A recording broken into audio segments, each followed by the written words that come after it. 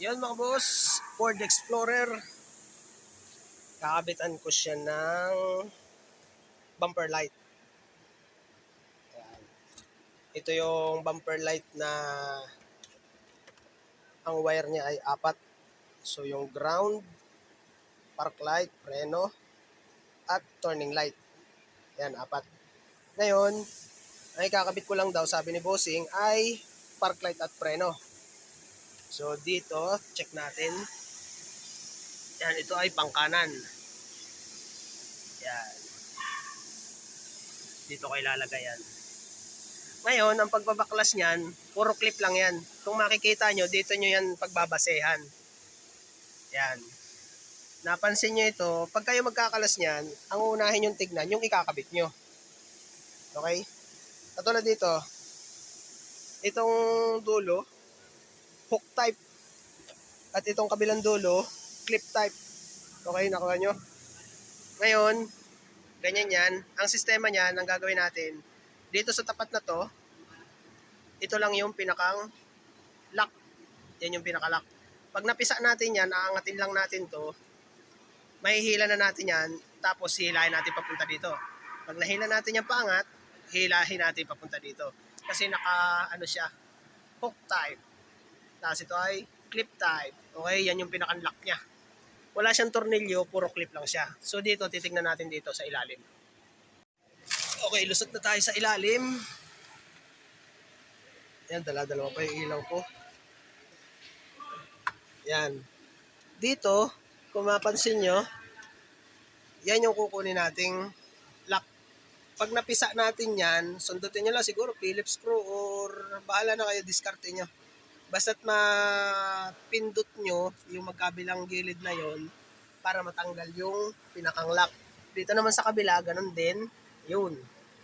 Yun yung pinakang ano niya, lock. Yan.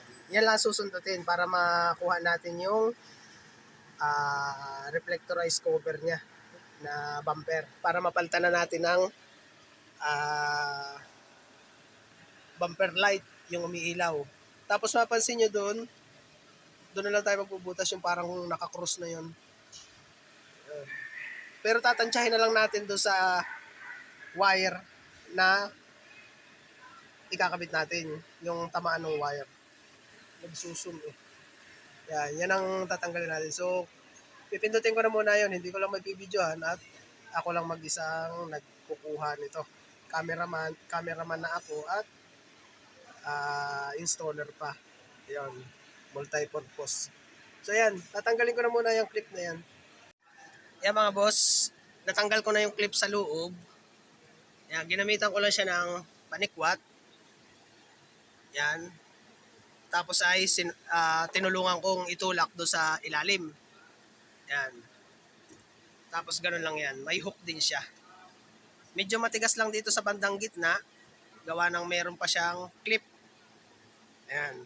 Ito. Ang gagawin nyo dyan, habang tinutungkab nyo dito, tulungan nyo rin dito sa ibabaw. Sikwatin yung pag ganun. Or sa ilalim, or sa ibabaw. Ako kasi sa ibabaw ko tinuklap eh. Ayan. Tapos yun, syempre, nung naangat ko na yan, hinila ko na lang papunta dito. Nung naangat ko ng ganyan, hinila ko papunta doon. Kasi gawa ng hook. Yan. Okay? So, doon sa kabila, ganun din ang gagawin ko dyan. Ayan mga boss. So, yan. Natanggal ko na yung pinakang hook niya doon sa loob. Ang gagawin nyo lang dyan, sisikwatin nyo lang siya. Tayo-tayo lang. Hanggang sa, yun. Ganun na. Tapos, hilahin nyo ulit yan. Yan lang yung pinakang lock niya sa ilalim. Yan. Okay? Yan yun. So, dito lang yun sa clip dito sa ilalim. Tapos pagkataas nun, ayos na yan. Pwede na natin ikabit yung pinakang ilaw. Yan. Meron din pala nito ayo. Same lang din. Parehas siya. Nakita nyo? Yung pinakang hook niya. Yan. Ngayon, nilalagay lang natin yan pag ganun. Tapos, ipupush lang natin yan. Lock na yun. Tapos dito, nakita nyo, yan yung tapatan niya. Magbubutas lang tayo dito sa part na to. Ano lang yan, basta yung sasakto lang dito. Ang style niya ay square eh. So ganun lang, kukopyahin lang din natin yung parang square dito. Maliit lang yung kakasya lang dito. Papakita ko na lang sa inyo kung ano, cutter blade lang gagamitin natin dyan. Okay?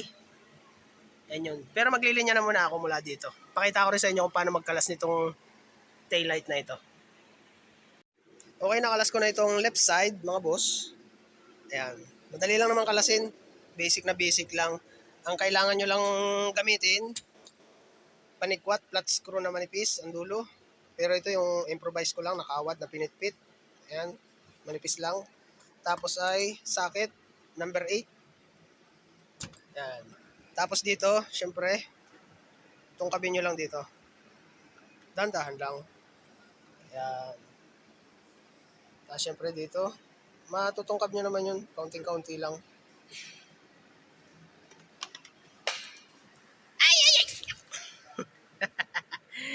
Tatakbo ka pa ha. Yan. Ingatan nyo lang yun. Isa lang kasi yung gamit kong kamay, kaya tumalon siya. Pero kung dalawang gamit yung kamay, hindi yung tatalbog ng ganun.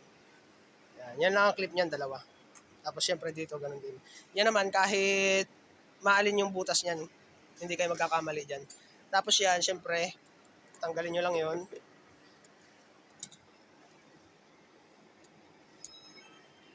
Yan.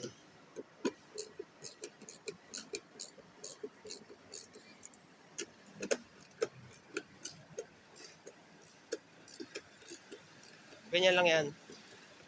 Tapos pagka maluwag na, pwede nyo na siyang pihitin ng manual. Tapos syempre dito sa taas, dalawang tornilyo lang yan. Tapos clip na lang.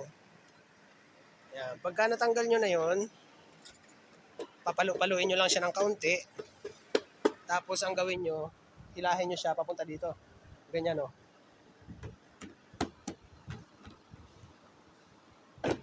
Yun, ganun lang. Pagka umangat na dito, napansin nyo, hinawakan kong ganun. Pagka lumubog na yung daliri nyo, hilahin nyo na siya pag ganun. Tapos meron lang yung clip dito. Yan. Yan lang clip niyan. Tapos, yun lang ang matigas dyan. Ito lang ang matigas dyan. Yan. Goma lang naman yan. Plastic din. Plastic clip. Pati ito. Yun, ganun lang. Tapos yan, magtatap na ako ng wire dito. Okay. Gagayak lang ako ng wire. Ayan, nakagawa na ako ng wiring mga boss. Ganito ang ginawa ko dito. Ibinalot ko pa rin sa original wirings niya. Ito nga pala, hindi ako naglinya niyan. Iaabay ko na lang ng ayos dyan. Yung bago kong linya, doon sa original niya, iniabay ko yan. Yan, hanggang dito. Balot yan ng tape. Tapos dito, gauge number 16 na wire, 1 metro at kalahati. Tapos 4 na piraso. Yan, hanggang dito yon. Yan. Bakit 4 na piraso? Kasi, yung isa, yung may label, ground. Okay? Yung isa, preno. Yung isa, park light. At yung isa, turning light. Sabi ni Bossing, park light preno lang ang ikabit. Pero, nag-standby na ako para sa turning light. Para in case na magustuhan ni Bossing na ipakabit yung turning light, hindi na tayo magbaklas ng tail light. Yan. Tapos dito, kung napansin nyo, hindi ko pa pinipix. Kasi mag-a-adjust pa ako ng haba niyan eh. Depende kung sobra. Ngayon, yung negative wire ko, ito yun. Tapos napansin nyo, wala akong label sa tatlo. Yan, wala akong label sa tatlo. Hahanapin ko na lang mamaya yan dyan. I-fix ko yung ground, tapos doon sa tatlo, hanapin ko yung park light, turning light, at doon sa preno. Yan, ganito naman ang ginawa ko dyan. 1.5 na wire, tinipan ko muna yung dulo. Okay? Yan. Tapos, nagbalot ako ng wire. Nagbalot ako ng tape sa wire. Parang ganito kahaba. Yan. Sinukat ko lang din yan. Kung gano'ng kahaba yun, sinukat ko lang din yan. Tapos, pagsasama-samahin ko itong tatlong ito, doon sa may balot na tape. Parang ganito. Yan. Pag napagsama-sama nyo na yan, okay na yan. Balutan nyo na. Dire-diretso yan. Magkakasama silang lahat. dahil meron naman tayong label para sa ground. Ito yun, yung may balot na tape. Yan, sama-sama na yan, parang ganito. Hanggang sa umabot hanggang dito. Tapos ilulusot ko na yan dito sa butas dito. Lusot naman yan, tugon yan hanggang dito sa ilalim. Magagamit lang tayo ng kawad. Saan yung kawad ko? Yan. Lulusot lang natin yan dito. Papakita ko na lang sa inyo mamaya. Babalutan ko na muna itong wire dito para sa right side.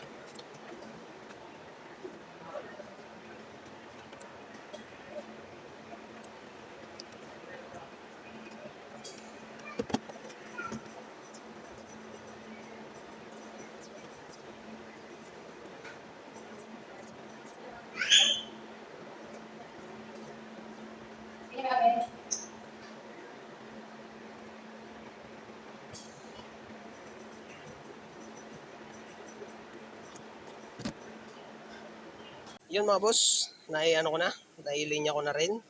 Ayan, ganyan ang ginawa ko. Pagkatapos kong balutan, ibinalot ko na rin dito. Ayan, nailagay ko na rin yan. Tapos dito naman ang ginawa ko, ganito. Doon sa negative, dito sa socket na to, ayan, sa socket niyan. Ito kasi yung sa park light preno. Ayan, park light, brake light yan. So dito ko na nilagay yan lahat, negative.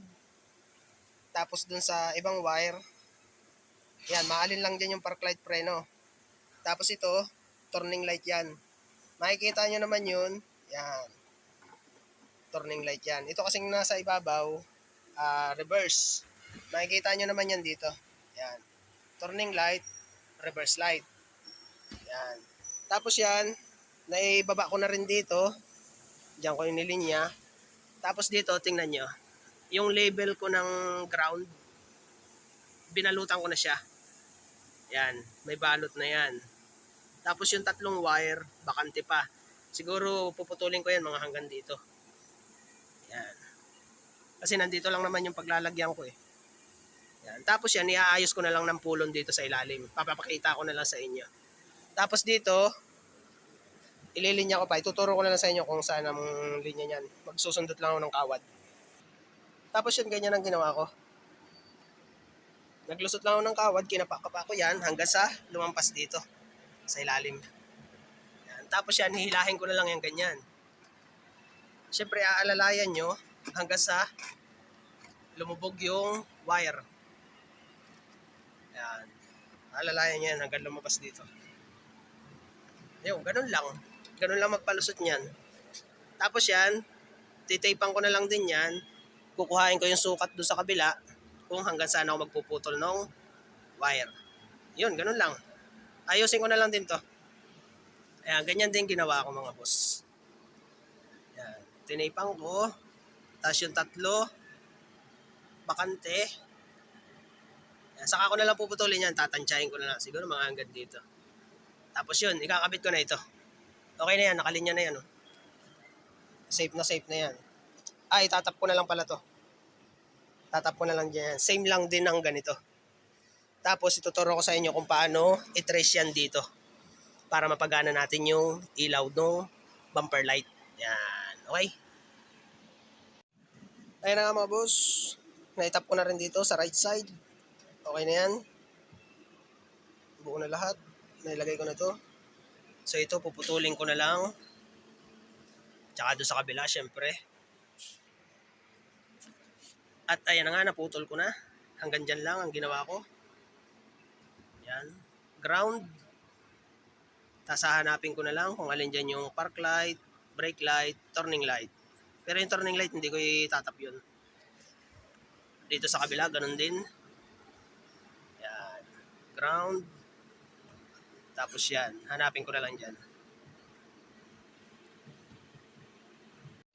At ayan na nga mga boss. Naikabit ko na yung left side. Yan, ito na yung wire niya. Tinistingan ko na rin yan. Ay, magandang ilaw. Yan, 4 na wire pero itong 3 lang na ito ang ikakabit ko dyan. Ito kasing dilaw, turning light yan. So dito sa kabila, hindi ko pa na ikakabit. Ganito ginawa ko. Yan. Yung sinasabi ko sa inyong bubutasan, yung tapat lang niya. Yan. Square yun. Parang ganyan. Tapos yun ang ginawa ko dyan. Binutasan ko muna ng maliit. Tapos ay 12 na drill bit.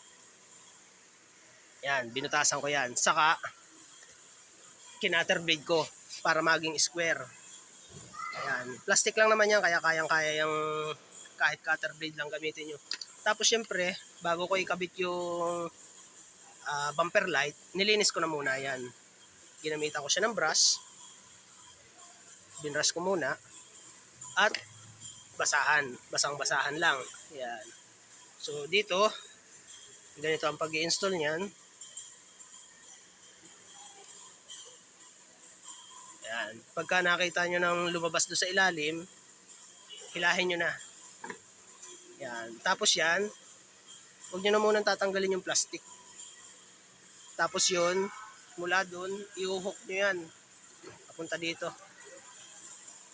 Yan. Tapos ipupus nyo na lang yan. Yun, ganun lang. Nakalock na yan.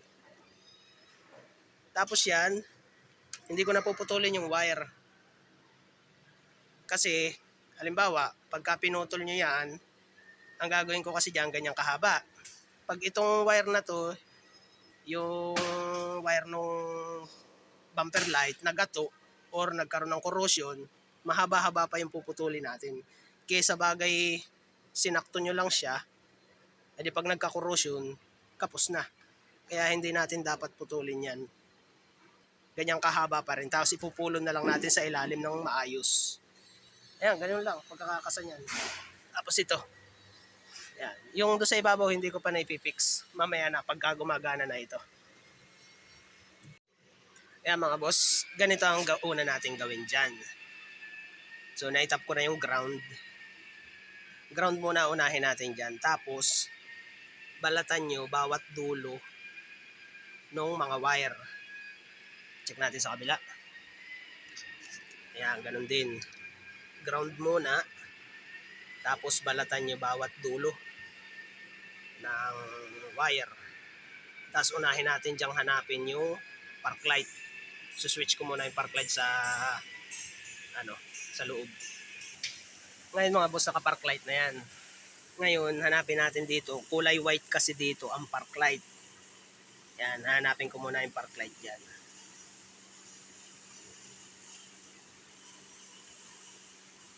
Hanapin ko muna hanggang sa ayan.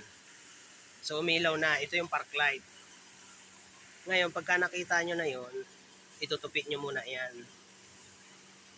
Yan. So may palatandaan na tayo na dyan tayo magtatap no park light. Dito naman sa kabila, ito naman technique nito, pagka wala kayong tagahawak or taga sigaw na, oy pabuhay ng park light, pabuhay ng preno, ganyan.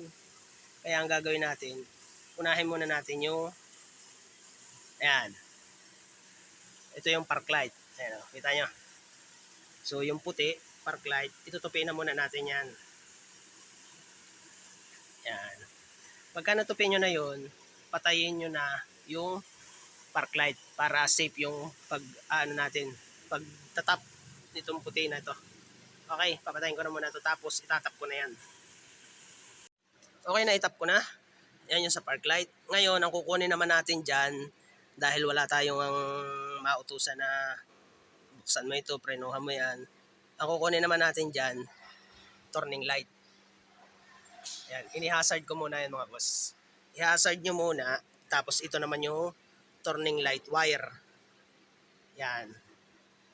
Nakita nyo? Yan. So, nakuha ko na yung turning light wire. Ang gagawin nyo naman dyan, itupi nyo ito. Yan. Pag nakuha nyo na yung turning light wire, so ibig sabihin, ito yun. Ang ibig sabihin yan, doon sa natitirang wire, ito yung preno. Kuha nyo. Saka natin itatap itong pula. Pag nakuha nyo na yung turning light, at napailaw nyo na, itutupi nyo para ihiwalay nyo na yun. So, ibig sabihin, dito tayo magtatap ng preno. So, ito na yon, park light, preno, ground. Okay? Doon naman tayo sa kabila. Hanapin natin yung turning light wire. Tingnan natin ito. Ayan, nakuha ko na agad. Oh. Ayan. Pag nakuha nyo na yun, tupiin nyo. Ayan, dito ko na itatap yung sa preno. Okay? Ganun lang. Yan na yun. Tatap ko na muna yan. Tapos ito, titipang ko na muna. At hindi naman namin gagamitin yan eh. Okay? Yun mga boss, yari na. Yung tatlong wire na itap ko na. Yung sa turning light, standby. Yan. Yan yung sa park light, preno, ground. Check natin dito sa kabila. Ito yung turning light, standby. Ito, ganun din. Park light, yung white wire, preno, red wire, black, ground. Yan. So, yun. I-missing ko na muna ito. Yan. Ilalagay ko na doon sa ilalim. Tapos ito, isasalpak ko na din. Ang pagsalpak niyan mga boss, hahanapin nyo lang yung guide nito. Yung guide nito, tsaka doon sa ilalim. Yan. Yun dito. Butas dito. Doon. Saka nyo siya ipupush. Parang ganito. Pakita ko sa inyo. Yan. Pagka naipasok nyo na yung mga guide niya, pupush nyo lang yan. Ayun, ganun lang. Tapos yun, ayusin ko na rin yung wire niyan. Pati doon sa kabila, ayusin ko na lahat yan. Tapos, final test. Yan mga boss, Ford Explorer, tapos na. Kinabitan ko siya ng bumper light. Yan yung sequential light, pero hindi na niya pinakabit yung sa turning light. Ngayon, check muna natin yung wiring ko sa ilalim. Sumuot muna tayo sa ilalim. Yan. Dito ko na nilagay yung wiring niya sa kabila. Naka-strap yan, pati doon sa taas. Ayan o. Kailangan ma-secure nyo na wag lalapat dito sa tambutso. Ayan, nasa ilalim yan. Tapos dito sa kabila, ganun din. Ayan. Okay. Doon naman tayo sa ibabaw. Dito naman, ayos na. Nai-cover ko na. Maalin naman yung cover niyan. Ayan, nakatornilyo na rin. So, titestingin na natin. Sige, Pogi, park light. Okay, ayos. Preno. Bitaw. Hazard. Hazard mo. Yun. Ayos na. Tanggalin yung hazard. Preno. Okay, ayos. Ayos na yan. Patay mo na lahat. Okay. So, yun. May plastic pa pala to. Tatanggalin na natin. Yan. Tisingin nga ulit natin. Okay, park light mo nga ulit. May plastic pa pala. Testing ulit tayo. Park light. Yun, mas maliwanag. Preno. Yun. Bitaw. Ayos na, ayos na. Patay mo na lahat. Yan. Okay. Yung nasa gitna, pinapipinturahan pa ni Bossing. Ayos na yan, alright. Oo, Ford Explorer. Installation na lang ng bumper light. Okay? Thank you, thank you.